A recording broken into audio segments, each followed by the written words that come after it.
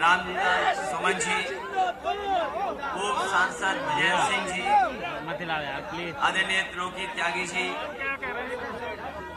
राष्ट्रीय लोकदल के अध्यक्ष डॉक्टर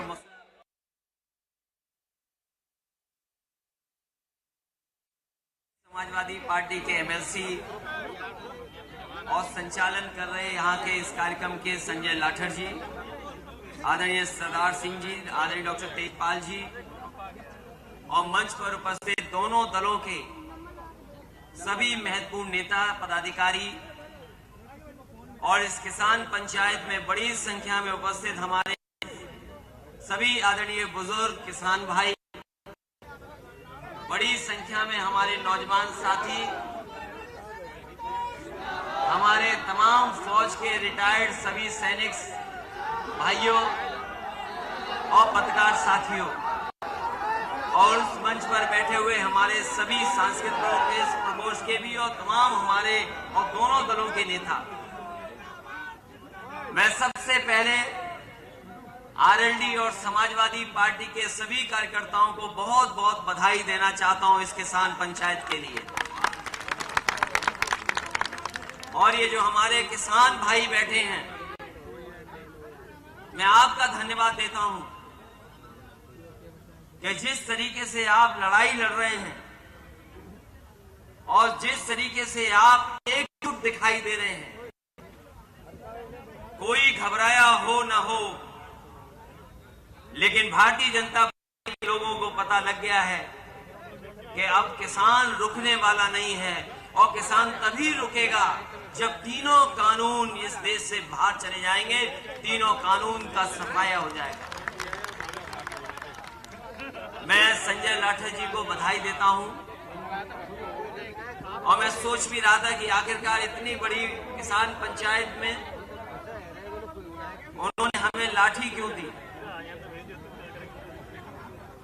और ये मुझे लगता है ये बुजुर्गों ने कहा होगा कि लाठी से अच्छी कोई चीज नहीं है, आप लाठी से सम्मान करिए इनका। मैं बधाई देता हूं कि हमें लाठी दी, लेकिन हम और जयंत चौधरी जी दोनों नौजवान हैं, अभी लाठी की जरूरत नहीं है, अभी लाठी की जरूरत नहीं है। लेकिन जब आपने लाठी दे दी है तो कम से कम हम दोनों लोग ये जानते हैं कि लाठी कहां चलानी है।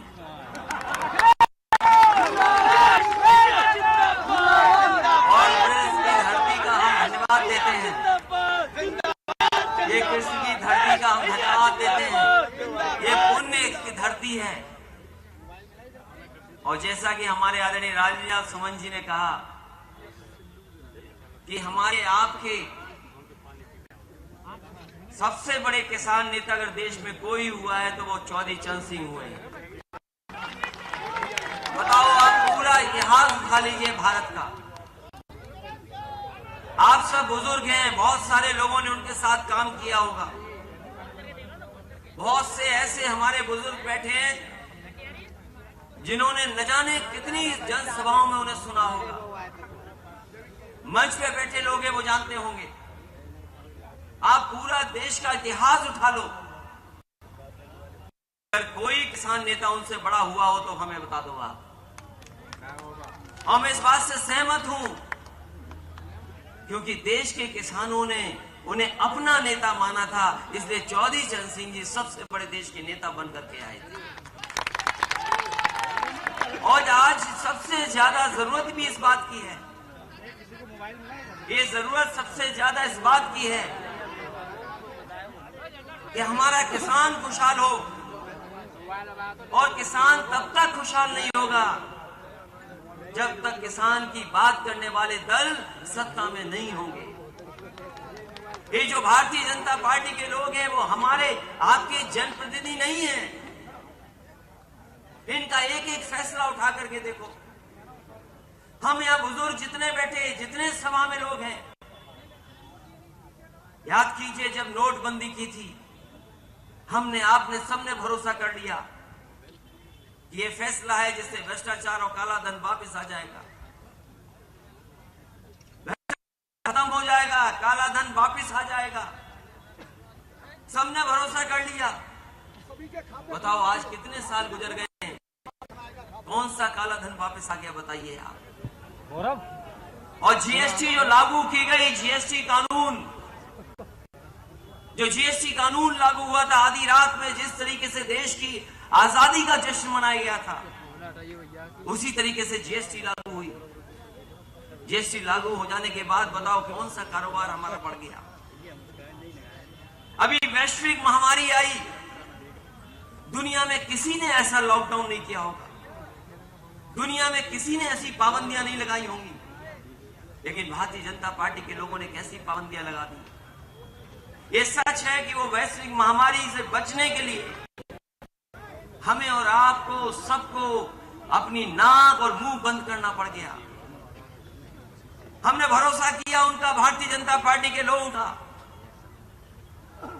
उन्होंने कहा कि आपको मास्क पहन के रहना पड़ेगा।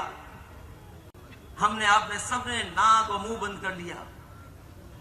लेकिन हम जानना चाहते हैं भारतीय जनता पार्टी को कौन सी वैश्विक महामारी है कि उन्होंने अपनी आंख और कान बंद कर रखे हैं। उन्हें किसानों का न दुख समझ में आ रहा है, न किसानों की तकलीफ समझ में आ रही है।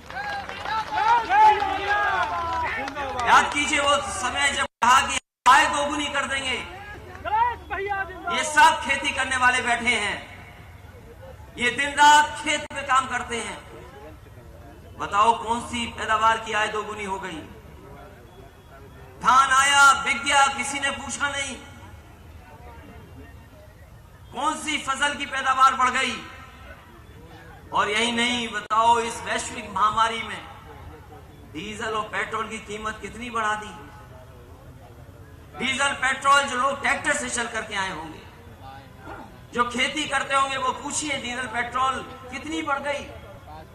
हम ये जानना चाहते हैं इस किसान पंचायत के माध्यम से कि जो डीजल पेट्रोल की कीमत बढ़ी है वो आखिरकार मुनाफा का जार कहां रहा है। इसलिए साथियों, जहां दिल्ली की सरकार ने 3 कानून हम पे लागू कर दिए, वहीं हमारे मुख्यमंत्री जी ने भी कुछ कम नहीं किए। और शायद ही ऐसे मुख्यमंत्री किसी को मिले होंगे। पहनावे से और कहने से तो योगी हैं, लेकिन जो हमने पढ़ाई गीता में जो हमें जानकारी मिली है वो यही है कि योगी वही होता है जो दूसरे का दुख अपना दुख समझे।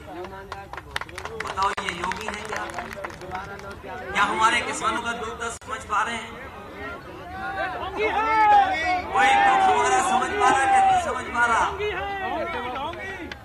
और इधर तो अभी हरी टोपी तक बात नहीं आई है, हरी सफेद टोपी तक बात नहीं आई है। अभी तक तो लाल टोपी पे रुका हुआ है मामला। और ये हमारे किसान हैं, ये हमारे बुजुर्ग हैं। हमें बुजुर्गों ने यही सिखाया है। और खेत में अगर कोई भड़कता है तो वो लाल रंग देख करके भड़क जाता है। यही तो सिखाया बुजुर्गों ने। बताओ, कभी कभी कुछ खेत में जो होते हैं वो लाल रंग देख करके भड़क जाते हैं। यही तो सिखाया गया। अब मैं नहीं जानता हूं कि लाल रंग देख करके कोई क्यों भड़क रहा है। इसलिए जहां ये पंचायत चल रही है और वहीं मैं गाना सुन रहा था, एक अपने प्रकोष्ठ के लोग हैं या जो यहाँ के बहुत लोकप्रिय गायक हैं, सरकार हो हमारी तो अगली सरकार तभी होगी जब हम भाईचारा का रास्ता अपनाएं, हम अपने किसान का रास्ता अपनाएं। क्योंकि बीजेपी से ज्यादा चमत्कारी पार्टी कोई नहीं है, भारतीय जनता पार्टी से ज्यादा साजिश करने वाली पार्टी कोई नहीं है। उन्होंने अभी तक जो सत्ता पाई है वो केवल हमें और आपको बांट करके सत्ता पाई है, हमारे और आपके बीच में खाई पैदा कर करके सत्ता पाई है। और जिस समय ये हमारे किसान भाई जागरूक हो जाएंगे, मुझे नहीं लगता है कि वो सत्ता पा पाएंगे। इसलिए हम बहुत सारे अपने किसान भाइयों को बधाई देना चाहते हैं। लगातार हम लोग किसान पंचायत कर रहे हैं, किसानों को जगाने का काम कर रहे हैं और इस उम्मीद और इस भरोसे के साथ जगा रहे हैं कि आने वाले समय में जब मतदान करने जाएंगे तो इन भारतीय जनता पार्टी के लोगों को आप सब सिखाने का काम करेंगे। क्योंकि जो स्थान है, जो मंडियां हैं जहां आपको मिल सकती है कीमतें, जिन मंडियों में आपको एमएसपी मिलने चाहिए, वो मंडियां बेचने का इंतजाम कर दिया है। जहां देश में ज्यादा मंडियां बननी चाहिए वो मंडी मंडियां बंद की जा रही है। इसी एक्सप्रेसवे के किनारे लगातार मंडियां बननी थी और हमने तय किया था कि गाजीपुर तक मंडी बनवाएंगे, लेकिन मंडियां बनना बंद हो गई हैं। मंडियां अगर नहीं होंगी और ऐसे 3 कानून लागू हो जाएंगे तो सोचिए हमारा आपका जो किसान जो पैदावार कर करके जाएगा वो बाजार में कौन कीमत दे देगा। अगर किसान को बाजार के हालात में छोड़ दोगे तो किसानों को कोई मुनाफा नहीं हो सकता। ये भारतीय जनता पार्टी के लोग बड़े बड़े उद्योगपतियों से, बड़े बड़े लोग जो कारोबार कर रहे हैं उनसे मिल करके हमारी आपकी खेती को छीनना चाहते हैं और कोई ये में छीनेगी। लेकिन जिस तरह के कानून आ गए हैं, एक न एक दिन ऐसा आएगा जिसके बाद आपकी हमारी खेती छीनेगी। इसलिए मैं बधाई देता हुआ आरएलडी और समाजवादी पार्टी के सभी कार्यकर्ता साथियों का, संगठन के लोगों का और अपने दोनों पार्टी के नेताओं का कि ऐसी शानदार आपने किसान पंचायत की है। हमें उम्मीद है कि इसी तरीके से अगर किसान को हम जगाते रहे, आने वाले समय में भारतीय जनता पार्टी का पता नहीं लगेगा। इसके साथ साथ हम अपने फौज के सैनिक भाइयों का विशेष जिन्होंने देश की सेवा की है, ये जहाँ देश की सेवा करने के आए हैं, ये किसान परिवार से निकल करके देश की सेवा की है, इनके भी किसान के परिवार है। इसलिए एक तरफ जहाँ किसान आए हैं, नौजवान आए हैं और सैनिक आए हैं, हमें उम्मीद है कि आने वाले समय में ये बदलाव दिखाई देगा और ऐसा मैं छोड़ दूंगा यही दोनों भाई। किसानों की ताकत भी ये ताकत होती है, हैसियत होती है। इन शब्दों के साथ लोगों का बहुत बहुत स्वागत और बधाई देता हूँ। आदरणीय जयंत चौधरी जी,